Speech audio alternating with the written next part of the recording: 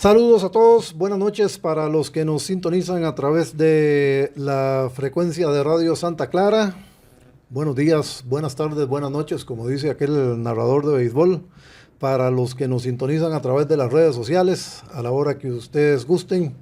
Gracias por acompañarnos en esta una nueva entrega de Leyendo el Fútbol. Estamos, como hemos dicho, a través de Radio Santa Clara, a través de las redes sociales de Radio Santa Clara, a través de las redes sociales de deportescr.net, para conversar con todos ustedes en relación con la actualidad deportiva. Por supuesto, esta semana lo que nos ocupa es Copa América, la selección nacional de fútbol que ya está en Estados Unidos, viajó el domingo, llegaron alrededor de las 7 pasadas de la noche, hora costarricense, viajaron en vuelo charter y pues ya hoy tuvieron la oportunidad de entrenar y demás.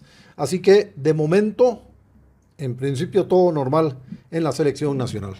Don Luis Álvarez, saludos. Hola Reinaldo, Gerardo, Eduardo y todos los amigos que nos escuchan a través de las redes sociales de deportescr.net, de Radio Santa Clara.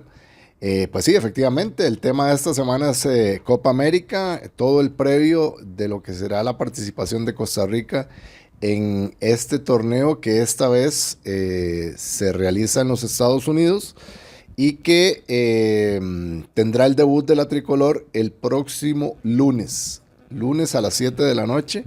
Debutará Costa Rica en Copa América ante la selección de Brasil y bueno, esperando a ver qué nos va a ofrecer la selección en este torneo, el más antiguo torneo de selecciones del mundo, y que abre precisamente fuegos el próximo jueves a las 6 de la tarde, tengo entendido, entre Argentina y Canadá.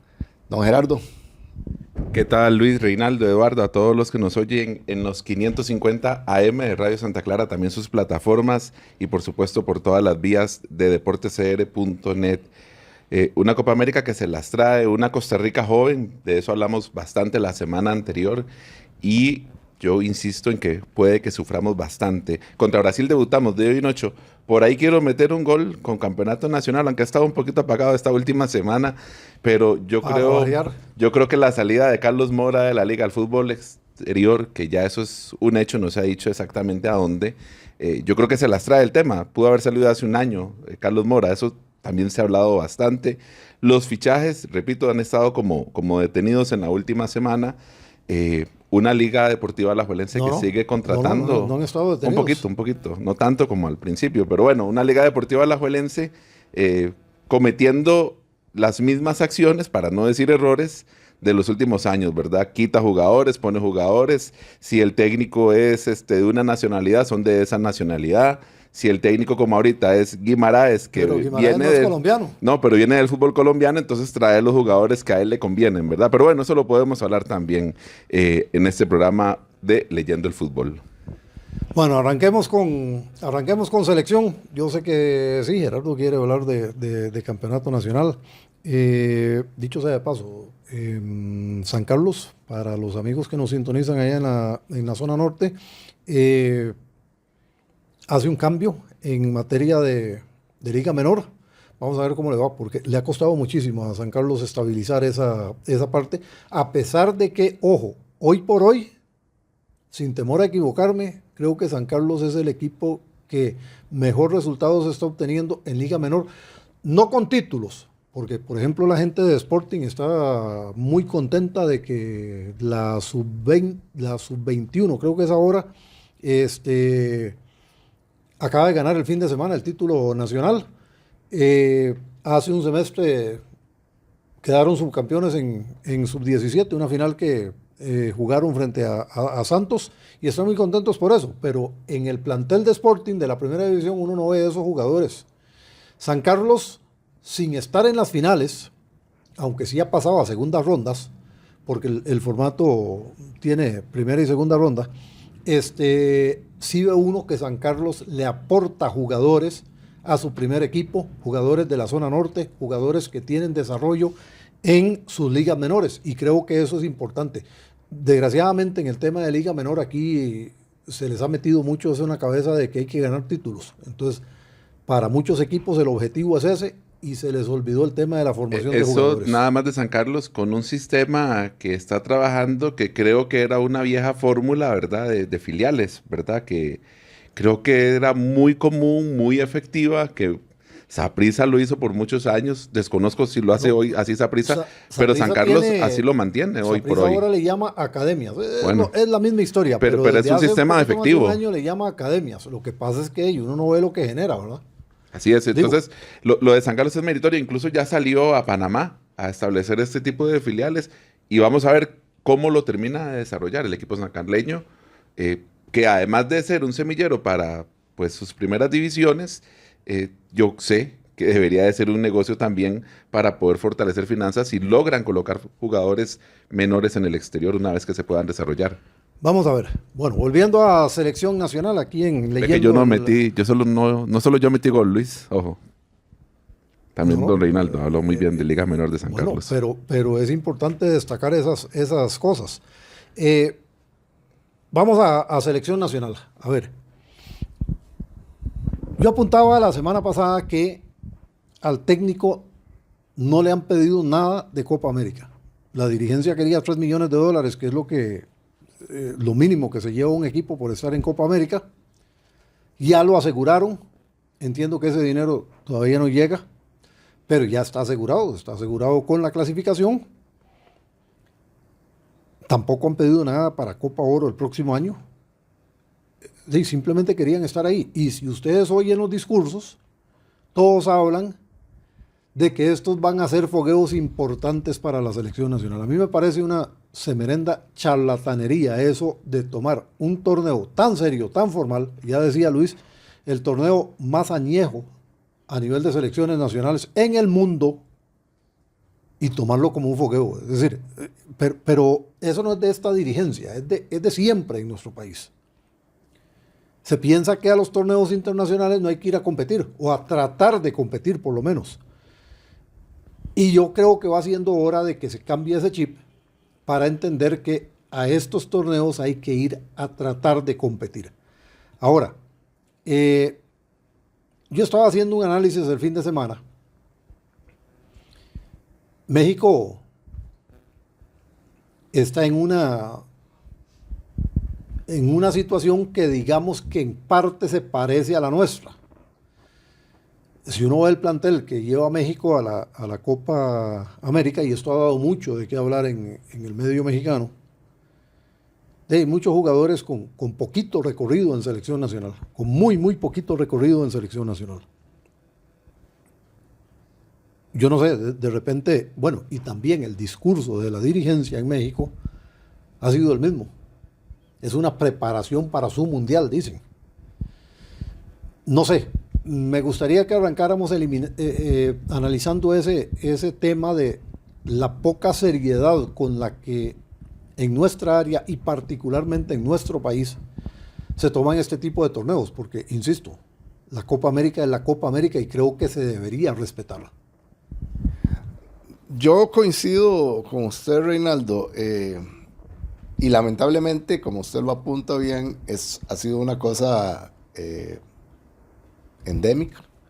Es decir, ha sido de toda la vida. Todas las dirigencias del fútbol de Costa Rica se han preocupado más por el dinero que por la competencia, por el crecimiento del fútbol de Costa Rica.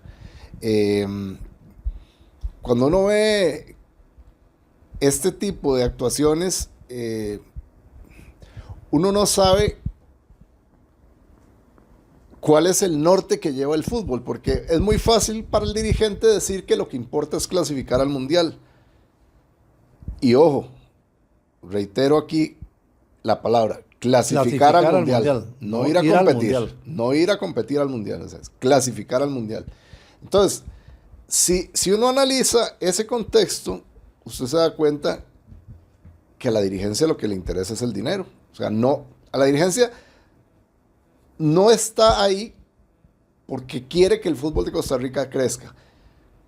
Pero es que además, si usted le agrega el hecho de que en la dirigencia, y aquí voy a hacer, digamos, una salvedad, y a reiterar en que esto es un problema que ha venido de toda la vida, y que esta dirigencia actual, que está, dicho sea de paso, entre comillas, comenzando su gestión, está cayendo en lo mismo que ha caído las dirigencias anteriores.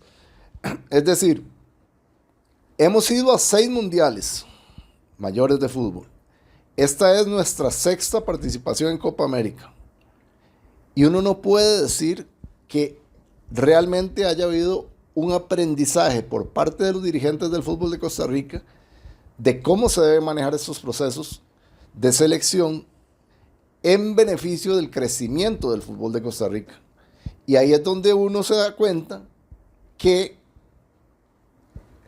la presencia de ciertos personajes dentro de la dirigencia obedece más a una cuestión de figurar o de tomar la federación como trampolín para otros intereses, o simplemente tomar la federación como un sitio muy cómodo para hacer ciertas cosas, ciertas cositas, como dicen por ahí, y no precisamente para trabajar por el fútbol de Costa Rica.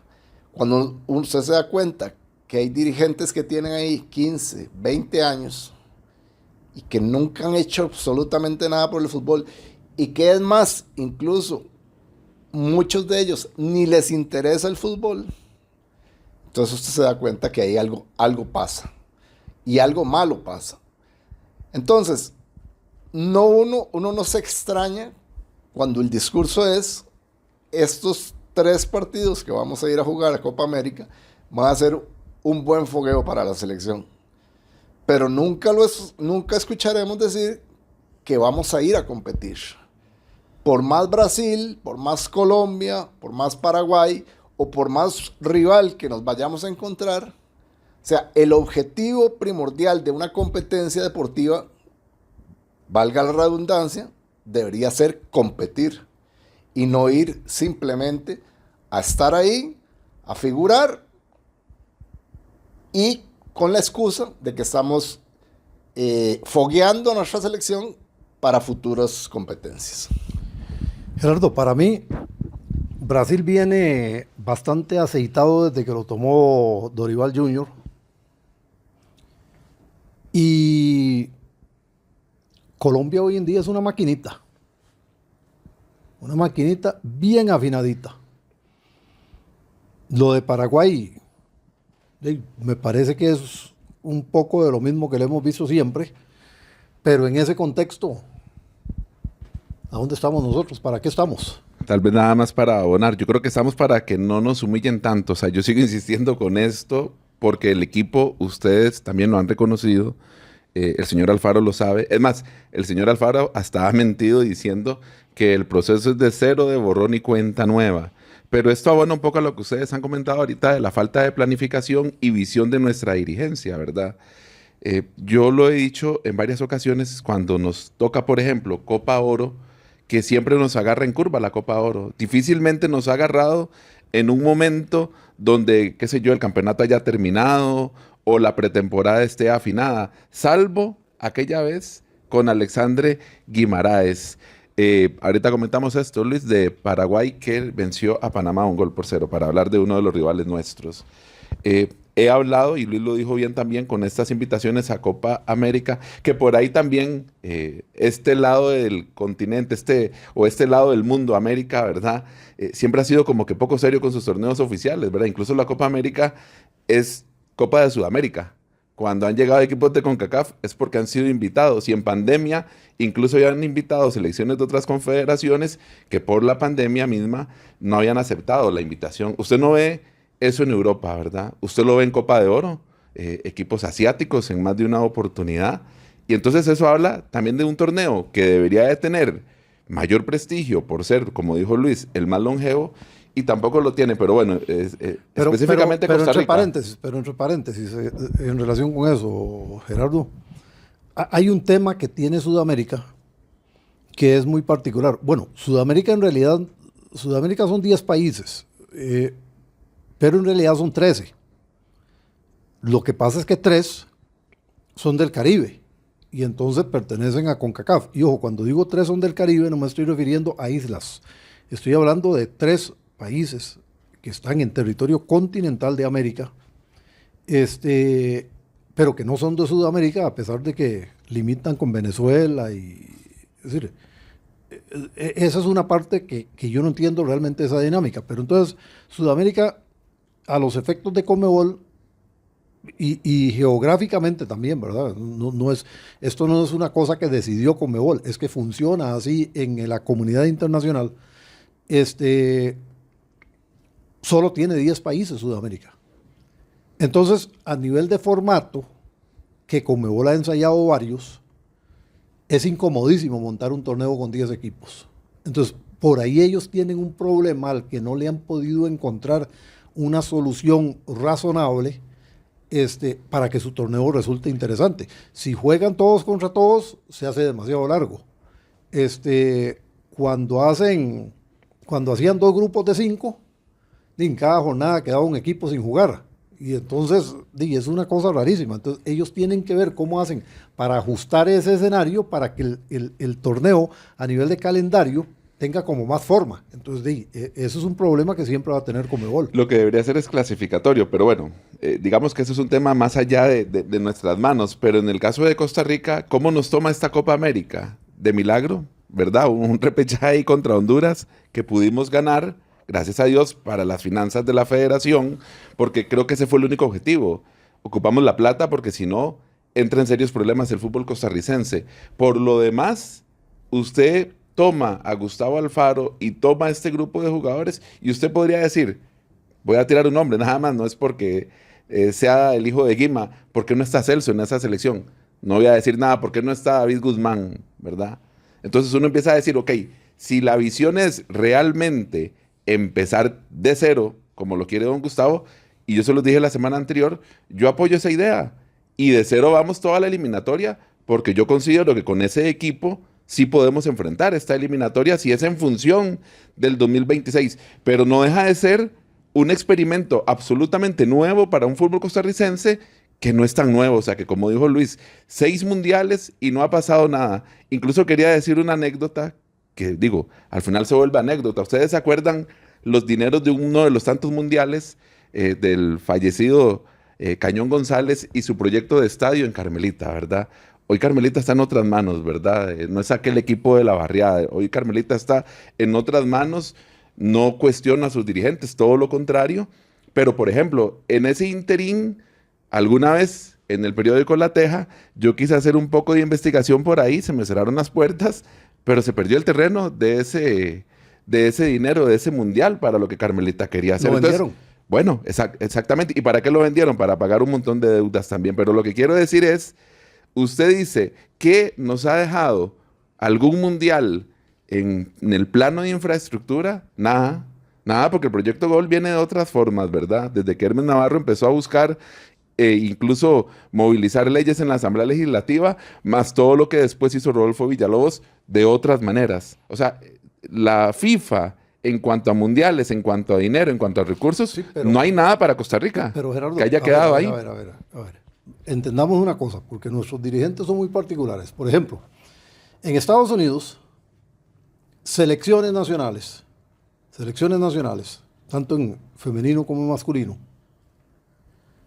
lo que ingresa por ese concepto va a desarrollo de fútbol. Desarrollo de fútbol es las academias y todos estos programas que ellos tienen a nivel de US Soccer.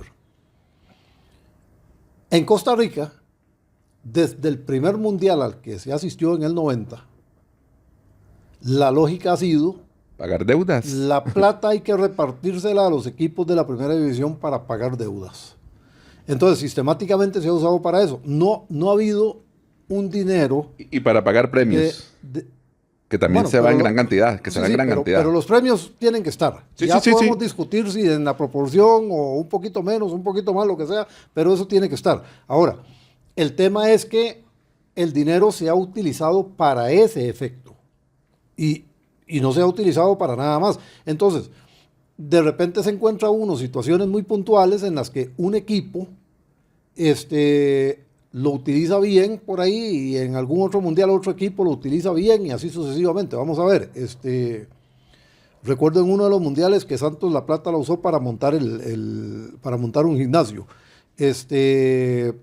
Recuerdo en otro mundial que San Carlos le metió una parte de la plata para respaldar lo que la municipalidad aportaba en el tema del estadio. Que es un estadio municipal, ¿verdad? Y sigue siendo municipal. Y así encontramos cositas aisladas de algunos equipos haciendo algo en infraestructura. Recordemos que del último mundial, el comité ejecutivo dijo, bueno, una parte va a ser para infraestructura y vamos a ver qué planes presentan los equipos. Bueno, Guanacasteca presentó, que también es un estadio municipal, el Chorotega, presentó la iluminación del Chorotega. Y ahí están varados con el asunto porque les falta un transformador. Pero son ese tipo de esfuerzos. Se vuelve anecdótico. Es decir, pensar en que el dinero de un mundial tenemos que resolver el problema de un transformador, se vuelve anecdótico. Y nada de ese dinero, ningún equipo lo mete a ligas menores. De hecho, a veces vienen los mundiales y la plata ya está comprometida. Entonces, claro, por ahí empieza el gran problema en ese tema de la distribución de los dineros. Sí, hay que ir al mundial porque hay que recuperar plata para poder pagar lo que ya gastamos. Tal vez un apunte ahí, para no solo el tema de plata, y a ver qué opina también Luis. El tema deportivo, por ejemplo, desde el primer mundial del 90, yo entiendo que Bora no dejó informes, pero ni en ninguna servilleta siquiera dejó nada de lo que hizo. Entiendo yo que todo lo que se ha hecho, bueno o malo, a nivel de Bora, que lo tienen como un dios en nuestro país, y en algunos también, en otros más, es el testimonio de los jugadores, ¿verdad? De algunos que quedan exmundialistas del 90, que hablan y hablan muy bien frente a los micrófonos, pero informes no hay. Los de Guima, que sí están escritos, parece que se los llevó el viento, porque Guima hablaba de cuestiones deportivas, de edad, de formación de futbolistas, se los llevó el viento. Del 2014 mejor ni pregunto porque todo el mundo tiene miedo de lo que Pinto ofreció que iba a hablar a los 10 años de este mundial y que iba a acusar a los jugadores porque siguen ese cuento. Y después de lo demás al Machillo ni lo dejaron terminar casi, ¿verdad? Casi que bajándose del avión le dijeron váyase. Entonces, también deportivamente ahí donde uno dice no aprendemos. Y el otro cuento aquel que pasaba en la era de Hermes Navarro también, que de Dios goce, que era vamos a llevar a los dirigentes, vamos a repartir, porque se volvió también eso, vamos a repartirle boletos a los presidentes de clubes para que vayan a aprender. Yo creo que lo único que aprendieron fue cultura y yo creo que ni eso. Es decir, ¿qué aprendieron? ¿Qué aprendieron todos los dirigentes que han ido a un montón de mundiales, muchos de ellos ya? ¿Qué aprendieron, Luis? No sé usted. Vea, Gerardo y Reinaldo, ese es un tema muy lindo, porque efectivamente, y vuelvo e insisto, la prioridad nunca ha sido el desarrollo del fútbol. Y ya Reinaldo lo dijo muy claramente. O sea, si después de 6 mundiales seguimos haciendo el mismo patrón, que es corra, clasifique, porque hay que recuperar dinero, porque hay que pagar deudas. O sea, después de 6 mundiales, estamos en el mismo juego. No hemos aprendido nada. Hemos ido a 6 mundiales y no hemos aprendido nada. Lo que usted dice, Gerardo, de los informes, es un punto muy interesante, pero es que volvemos a lo mismo y caemos en el mismo juego. O sea, el técnico de turno puede hacer un informe maravilloso, puntualizado, pero si a la dirigencia no le importa, lo va a archivar. Va a ir a caer al redondo. ¿Por qué? Porque a la dirigencia lo que le importa es estar y no salirse de ese círculo. Necesitamos el dinero porque hay que pagar deudas.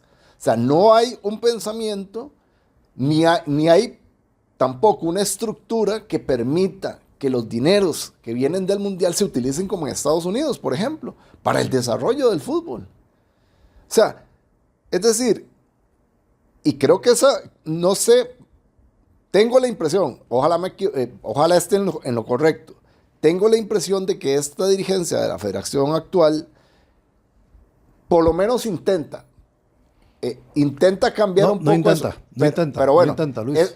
pero bueno, le voy a decir, o sea, déjeme terminar. A lo que iba Gerardo, durante 6 mundiales han viajado ¿cuántos dirigentes del fútbol de Costa Rica a los mundiales? Con todos los gastos pagos, porque la federación es la que paga. Y no han aprendido nada. Últimamente no sé si es que les ha dado vergüenza, a algunos clubes ya han ido metiendo técnicos, pero antes no iban técnicos. Antes no iban técnicos al mundial, o sea, y dígame usted, ¿qué tiene que ir a hacer un dirigente del fútbol de Costa Rica a un mundial? Si el que tiene que ir es el técnico. ¿Cuáles clubes han metido técnicos? Bueno, yo creo que la última vez, no sé si para Qatar, creo que fue algún parte del cuerpo técnico de los equipos, ¿no? No. Bueno, Vamos a ver. entonces ni eso. Entonces ni eso. La Liga Femenina, sí, para el Mundial Femenino, invitó a los 8 técnicos de la primera división de aquel momento, cosa que el técnico de Liga Deportiva Alajuelense no fue porque tenía muchas cosas que hacer en la casa, dijo. Entonces, sí, es cierto, correcto. No fue. Sí, es cierto. Los otros 7 sí fueron. Pero de esos 7 que fueron, ahorita solo está Jimmy. Es que no hay visión. Solo está Jimmy. Entonces los llevamos. ¿Para qué? ¿Para quitarlos a la semana porque perdieron un campeonato? Pregunto. Yo diría, los dirigentes sí tienen que ir. Si van a hacer contactos, a aprender formas de organización, a ver cómo se organiza un torneo. Pero eso no lo aprendemos. Pero a ver, para meter nada más... No, pero espérese que es que Luis dijo algo ahora que yo quería puntualizar.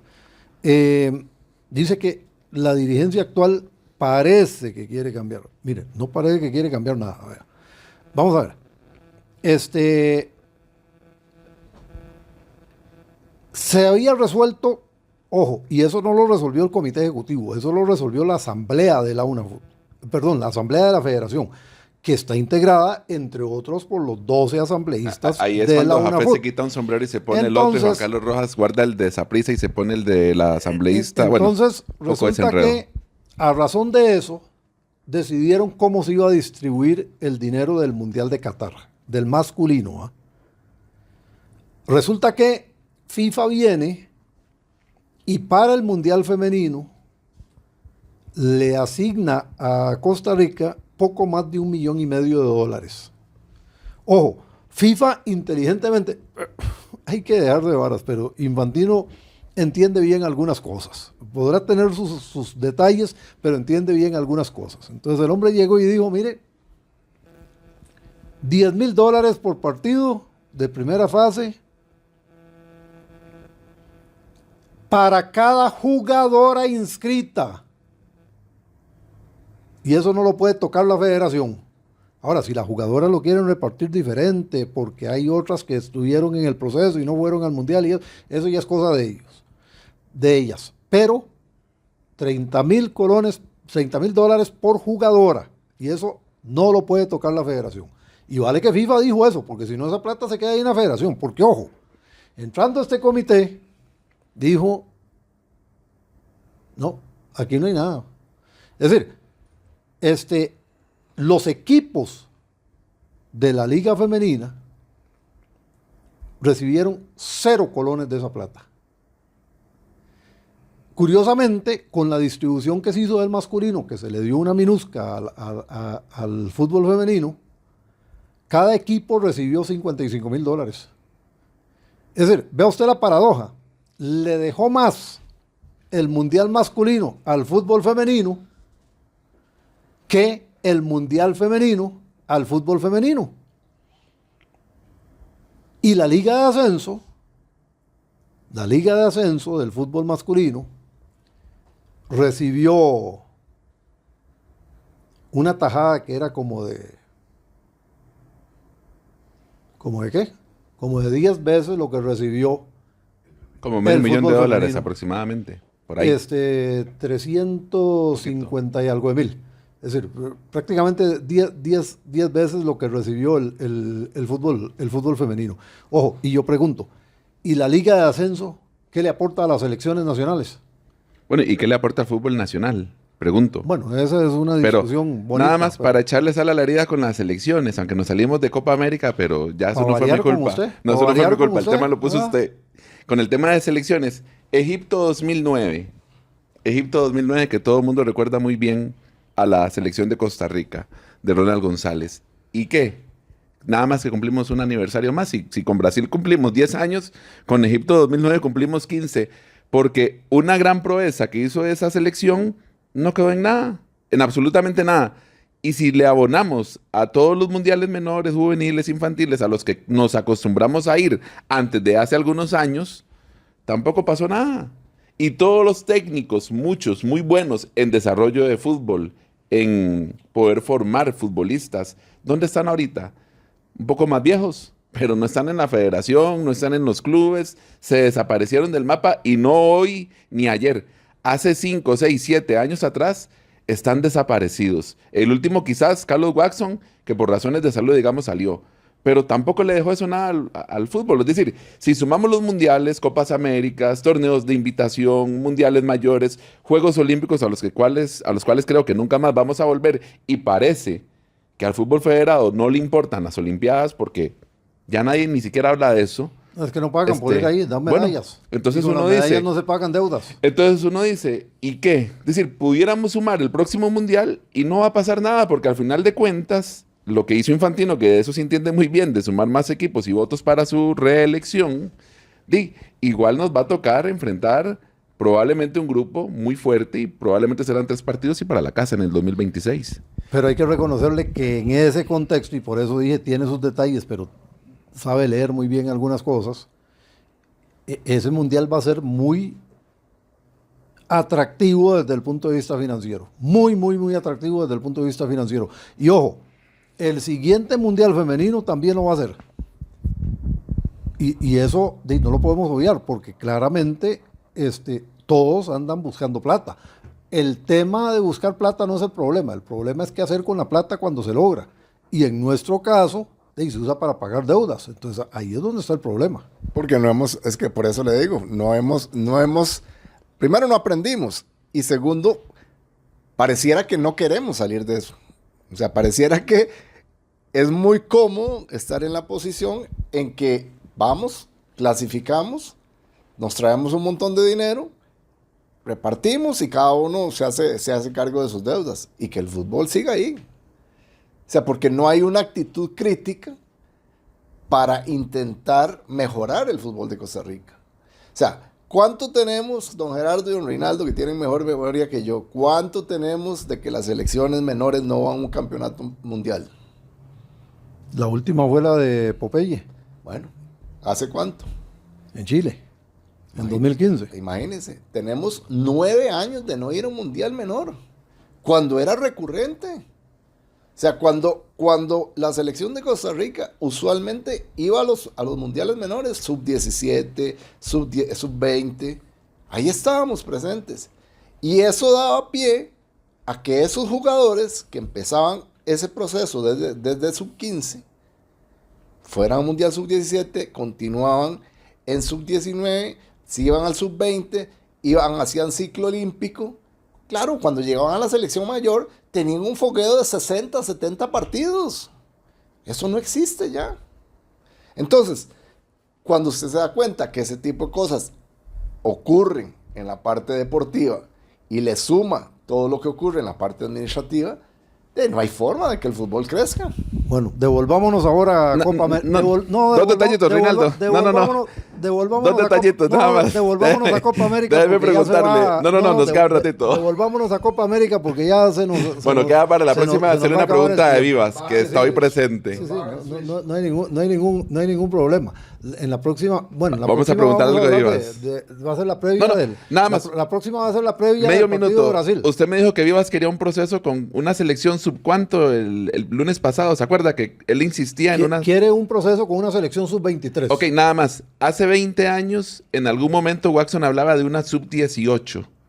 En ninguno de los dos casos, me parece, pasó nada. Es decir, salen ideas que pueden ser muy buenas y no pasa nada, Reinaldo, pero no es de Vivas la idea. O, digo, hay ideas distintas en pro de desarrollar el fútbol que en Costa Rica no llegan a nada. Yo le voy a decir una cosa. Yo tenía más dudas de Vivas al inicio que ahora. Ahora ya no tiene dudas. No. Sí tengo dudas, pero me parece que el señor sí quiere hacer algo interesante. La pregunta es si lo van a dejar, ¿verdad? Porque yo no veo que se esté avanzando con todo el cuadro que él ha planteado. Y ese es un tema fundamental. Y si no se logra eso, vamos a seguir en lo mismo, porque si empezamos a hacer las cosas a medias, al final los resultados no van a llegar. Ese es otro de los grandes problemas que hemos tenido en nuestro fútbol.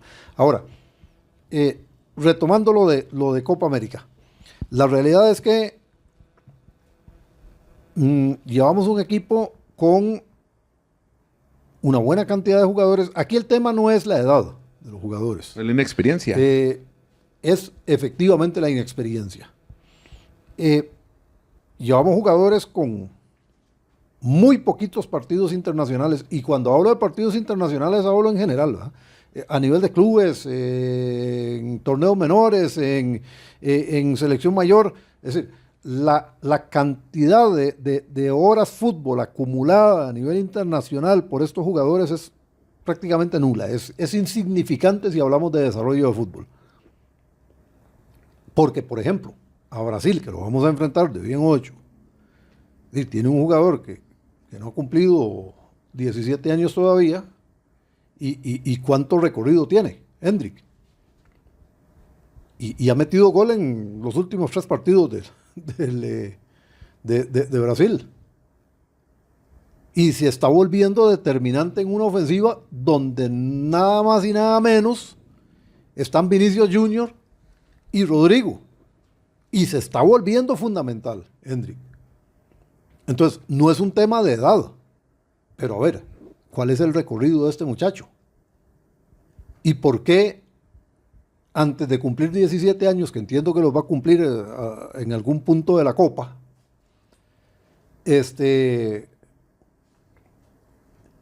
no, 18 va a cumplir, 18, sí, ya me acordé por el tema del contrato del Real Madrid, 18 va a cumplir en la Copa?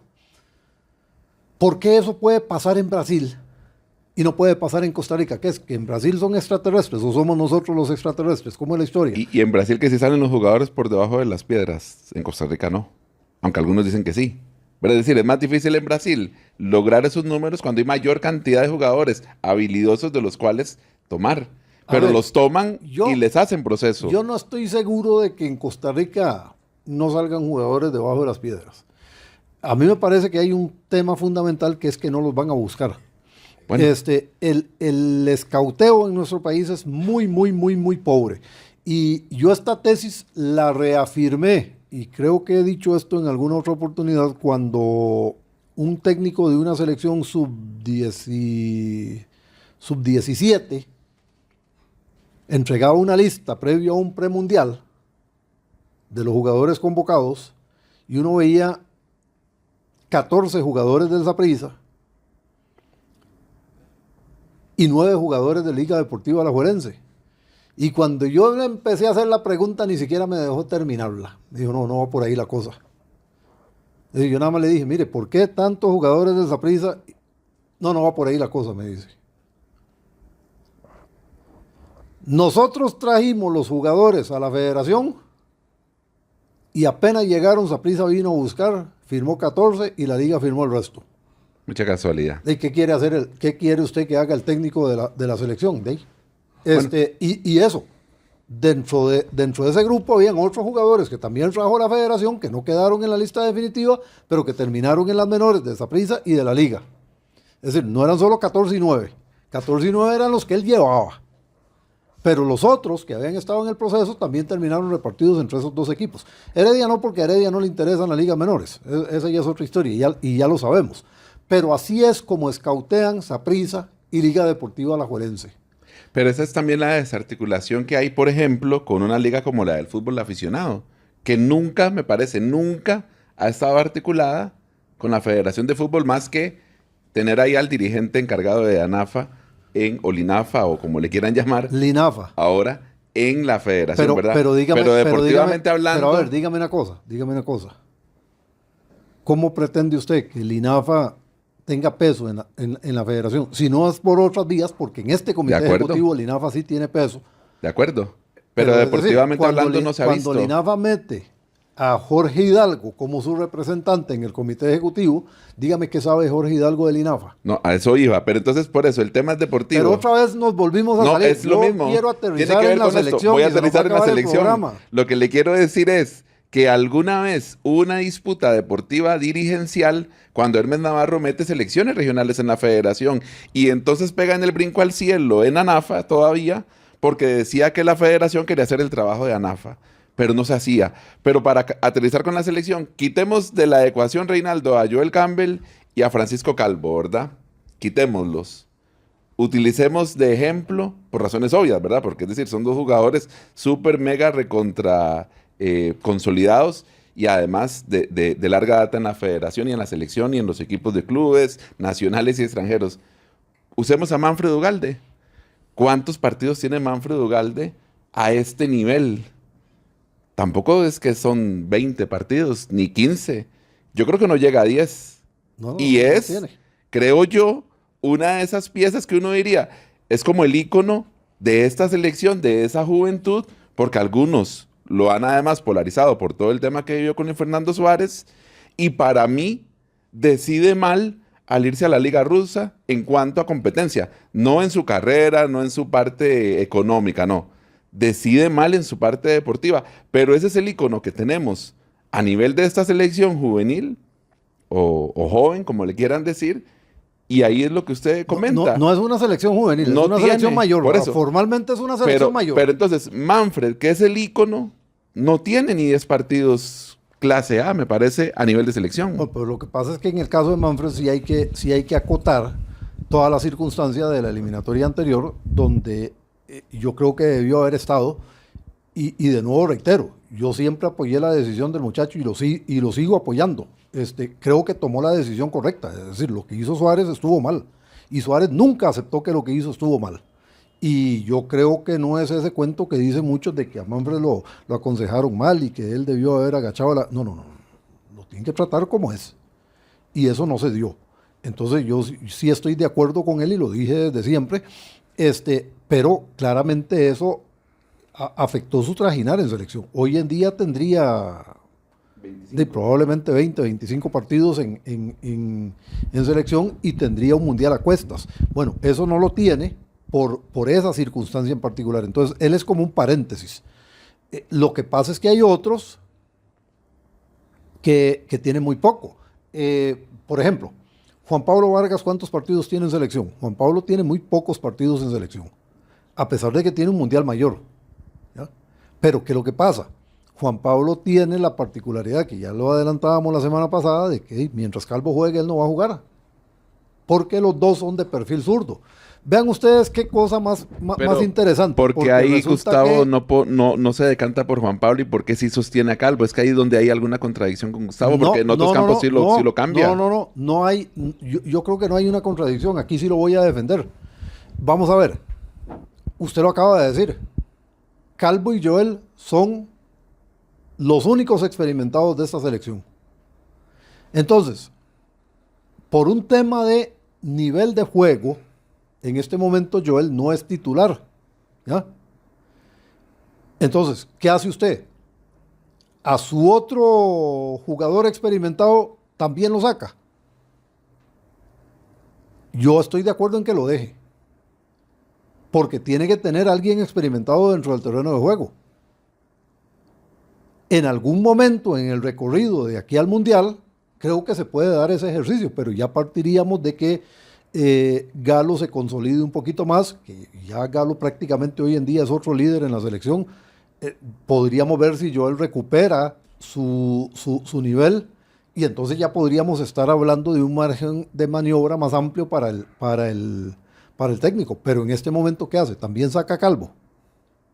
Yo entiendo, Juan Pablo tiene una trayectoria importantísima, es el capitán del Millonarios de Colombia, es decir, no juega ahí en Sagrada Familia y No.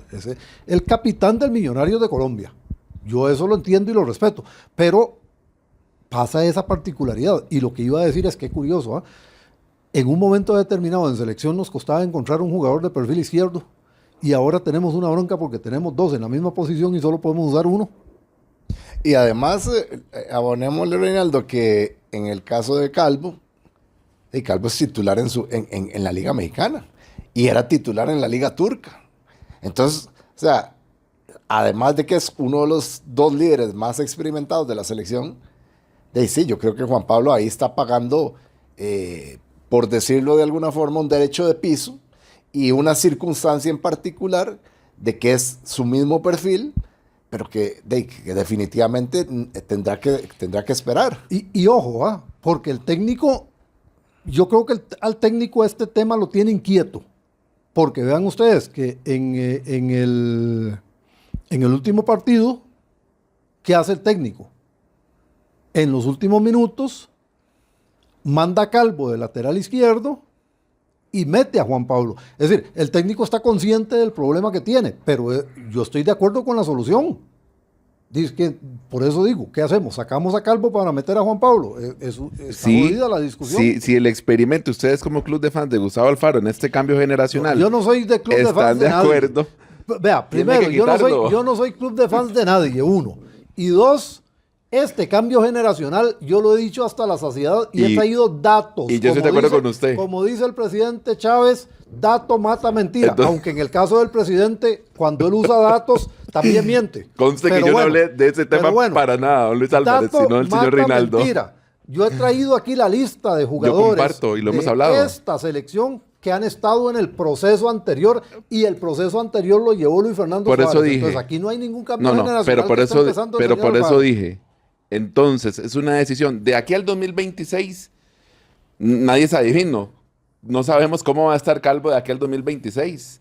Pero la edad le va a poder pasar factura. Aunque sí, pero en este momento está bien. Bueno, pero si mañana fue no, lo que dije. Fue lo que dije. Celso está bien para jugar hoy. David Guzmán está bien para jugar hoy. Y el portero, y el técnico dijo otra cosa. Los porteros antes que el que puso, hay 3 antes que él que tienen más experiencia y más partidos incluso con la selección. Por eso yo dije que en el caso de Calvo sí lo iba a defender. Bueno, pero ese es el punto. La decisión entonces, el cambio va, salvo porque aquí se me ocurrió dejar a Calvo, ¿verdad? Aquí se me ocurrió dejar a Campbell. Es una ocurrencia del técnico. Fundamentada o no, es una ocurrencia dentro de su idea. No, si está fundamentada no es una ocurrencia. Pero es claro, porque dentro del global de ir a apostar a un experimento, que ya lo pudimos definir en este programa, este es un experimento social de Gustavo Alfaro, así como hizo una decisión con la portería. ¿Qué es el miedo? Quita a Calvo, déjelo hacer pretemporada en su club y apueste por Juan Pablo. ¿Pero por qué? Porque ahí está Juan Pablo que puede jugar de aquí al 2026. ¿O no es una pieza? Pero a ver. No es una pieza para que pueda estar. Y ya usted dijo. Pero espérese un toque. Capitán del Millonarios. ¿Cuántos años tiene Calvo, Luis? Ya casi lo resuelve por acá. Es que usted está hablando como si Calvo tuviera 35 años. No, pero sí pasa bastante. Ojo. 33. 31 años.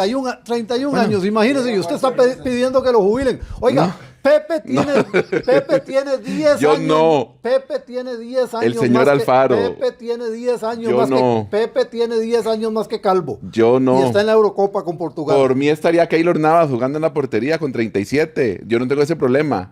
Él es el señor Alfaro el que tomó una decisión con ciertos jugadores para eso. Es el señor Alfaro. Son las decisiones de él. Yo no. Yo tengo a Keylor, yo tengo a Celso, yo tengo a David Guzmán. Aquí nos está enseñando Eduardo, que buscó el dato. 30 años tiene Cascante. Es decir, tampoco es un carajillo. Y hasta ahora está haciendo sus primeras armas en selección nacional. Entonces, ¿de qué estamos hablando? Vamos a ver, ¿este quién es? Cascante aparece aquí con el debut el 15 de diciembre del 2015 en selección nacional. Tiene 8 partidos y 1 gol. Eso es lo que tiene Cascante. Con 30 años, ¿verdad? Y el hombre está pidiendo que lo jubilen a Calvo con 31. Por eso yo le decía a Reinaldo y le mencionaba la importancia de los procesos de Liga Menor. y de las selecciones menores y de la participación en mundiales menores. Porque esos casos que usted menciona, por ejemplo, el caso de Galo, el caso de Cascante y varios casos, Juan Pablo Vargas, el mismo Patrick Sequeira, ¿cuántos partidos tienen en selecciones menores esos muchachos? Nadie sabe. Bueno, Sequeira sumó algunos otros. En sub-20. No, y en la sub-23 a la que le ha querido dar forma, Claudio Vivas, que no le han dado pelota. Pero sumó algo ahí. Pero por eso, de esta base, de esta selección que maneja Gustavo Alfaro, muy pocos jugadores tienen recorrido a nivel de la selección. Bueno, el mismo caso.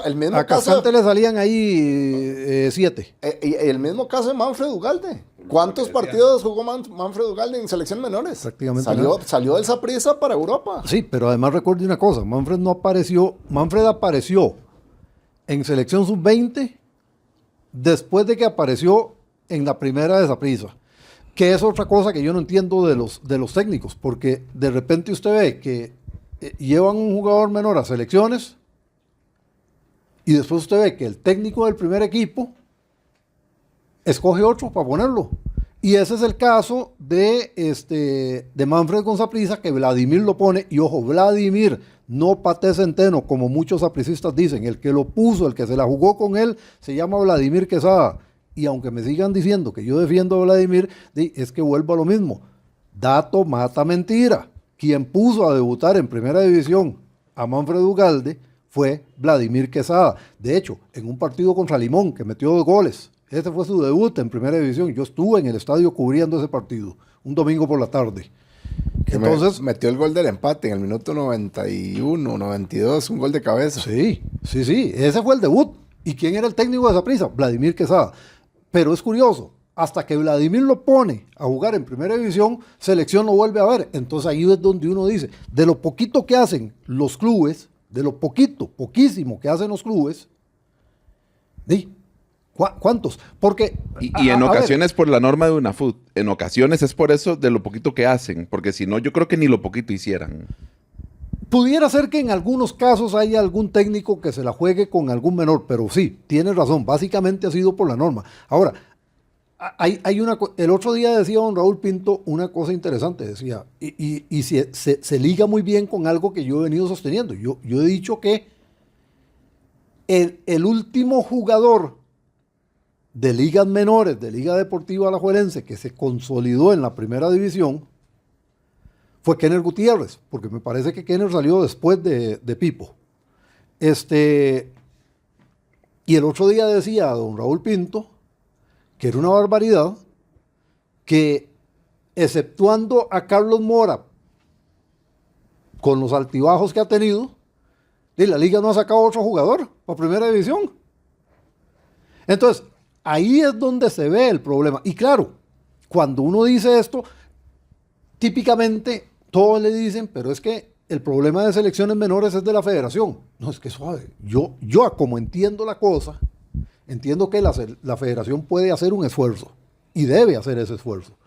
Pero, fundamentalmente, los que tienen que desarrollar ligas menores son los equipos. Y la selección podría ir a buscar esos jugadores. Imagínense si cada equipo tuviera un equipo sub-20 y un equipo sub-17 con 25 muchachos.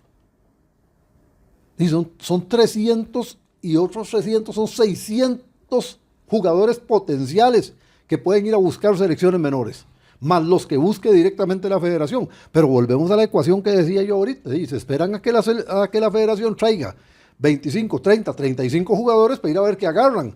Entonces la relación está hecha a la inversa. Siempre en Copa América, y fue lo que hablaron ustedes los primeros minutos. Copa América, torneo top, ¿verdad? Es un torneo top, Copa América. Yo creo que nos estamos totalmente de acuerdo. Entonces, a pesar de lo que diga Mbappé. Está bien que Costa Rica entonces vaya con un experimento de jóvenes a esta Copa América y no busque algo más. Pregunto, porque nos jugamos un montón de cosas. Es decir, Y está bien si Gustavo Alfaro dice no, es que esto es para experimentar porque vamos a fortalecerlos, darles minutos de cara al Mundial. Yo estoy de acuerdo con que vaya con jóvenes, lo cual no implica que no debió haber llevado jugadores experimentados. Es decir, no hay que tenerle miedo a los jóvenes. Lo que no estoy de acuerdo es que no vaya a competir. Me parece una irresponsabilidad no ir a competir. Vuelvo a mencionar algo que ya dije. Es decir, si en otros países los jugadores jóvenes pueden figurar a nivel de selección, aquí deberíamos estar en condición de hacerlo. Pero no lo hacemos. No lo hacemos por falta de trabajo, por falta de visión, por falta de sentido de responsabilidad, por falta de un montón de cosas que en otros países sí hay. Y eso es lo que tenemos que ir cambiando. Y, a ver, yo insisto, en la eliminatoria anterior, yo me atrevo a decir que los dos mejores partidos que jugó la selección nacional fueron contra Canadá y contra Estados Unidos en el Estadio Nacional. Y revisen las alineaciones. Sobre todo la alineación contra Estados Unidos, revísenla. Es decir, yo creo que no hay que tenerle miedo de darle oportunidad a los jóvenes, de ponerlos. Pero yo creo que sí hay que exigirles. Es decir, si ustedes son jugadores de primera división, de aquí, si son jugadores profesionales, tienen que ir a competir y punto. Y es que a mí lo que me preocupa, Reinaldo, es cuál es el mensaje que le está enviando el técnico a sus jugadores. Aquí vamos de paseo. Exactamente. Porque básicamente lo que ha dicho es, mire, aquí el tema es que los voy a tener un mes para poder trabajar con ellos. Exactamente. Entonces, eso es precisamente lo que a uno le preocupa, porque si el propio técnico le está diciendo a los jugadores, no se preocupen, esto es un fogueo. Sí, es un campamento de preparación. Es un campamento de preparación. Pues el jugador se inculca ese discurso y simplemente va a hacer eso. Pero entonces, ¿dónde está el profesionalismo? ¿Por qué? Se lo voy a decir, y se lo pongo como un ejemplo puntual, el de la selección de Colombia. Una máquina de fútbol en la actualidad. Yo he visto los últimos 2 fogueos de la selección de Colombia. Están volando. Es una máquina. Están volando. Pero es que además, ¿cómo encaran los fogueos? O sea, ellos encaran los fogueos como si estuvieran jugando por puntos una eliminatoria y si estuvieran jugando el último boleto al Mundial. O sea, es una máquina jugar Luis, fútbol. Pero a ver. Que ojo, Colombia no es una selección vieja, ¿va? Colombia es una selección bastante joven. Pero ¿dónde juegan esos jugadores? Así, todos afuera. A pesar de que la liga colombiana es mucho mejor que la liga costarricense, ¿dónde juegan los jugadores de la selección? Ahí se ve. Y se van a esas edades y rinden. Y entonces, y nosotros no podemos hacer eso. Y no hay excusas como las que ponemos, como las que ponen los jugadores para devolverse. O sea, por ejemplo, recientemente el último caso, el de Matarrita. O sea, Matarrita está regresando al fútbol de Costa Rica con menos de 30 años. Gerardo lo jubilaría. Posiblemente. Pero entonces, es lo que uno dice. O sea, a un jugador brasileño, a un jugador uruguayo, a un jugador argentino, eso no le pasa por la mente. O sea, ellos no, las circunstancias de que me falta el pinto, de que me falta la abuelita, de que me falta mi novia, eso no existe en ellos. ¿Por qué? Porque para ellos es su forma de salir de la pobreza. Y en cambio, en Costa Rica, los jugadores que aquí en cualquier equipo se ganan 1, 2, 3, 4 y póngale ceros para arriba, de ahí están muy cómodos. Lo mismo que en un momento determinado pasó en el fútbol mexicano, que los jugadores de México no se iban al extranjero porque ganaban sumas exorbitantes y que entonces, ¿para qué iban a irse? Mejor se quedaban en México, no tenían que complicarse la vida. Pero entonces, esa ambición no existe en el fútbol de Costa Rica. Y si amén, usted le agrega un mensaje como el que está dando el técnico y la misma Federación de Fútbol, de que vamos a ir a un campamento, vamos a prepararnos, tenemos un mes para prepararnos para el siguiente torneo, no se preocupen. Entonces, ¿qué mensaje? O sea, ¿cuál es el discurso que están inculcando los jugadores? Bueno, el próximo lunes hablamos de Copa América porque al final no hablamos Solo de Copa reitero América. mi punto. Y el próximo lunes, porque ya se acabó el tiempo y ya nos van a bajar el switch. Yo sí iría con Navas, con Guzmán y con todos los que dejó fuera el señor Alfaro. Yo sí iría con ellos. El próximo lunes vamos a estar en Radio Santa Clara a las 5 de la tarde. Así es, lo estamos Gerardo. anunciando, correcto. Ok, el próximo lunes a las 5 de la tarde. ¿Por qué? Porque el partido de la selección nacional frente a Brasil es a las 7 de la noche. Entonces, ahí vamos a hacer la previa. Ahí espero que sí hablemos de la Copa América. Y del contrato seguro que mantiene a Gustavo Alfaro ahí, que él sabe que no le va a pasar nada después de Copa América, así que de último lugar. Bueno, Creo que eso es lo que lo sostiene. me gustaría ver qué pasa si le meten un 7-0. Eso es lo que yo dije la vez pasada. Pero bueno, así está la cuestión. Muchísimas gracias a todos. Esto ha sido Leyendo el Fútbol, donde compartimos para el análisis Luis Álvarez, Gerardo Mora, este servidor Reinaldo Lewis, con la colaboración de Eduardo Cubillo, que un día lo vamos a tirar a micrófono. Los invitamos para que entonces nos acompañen el próximo lunes.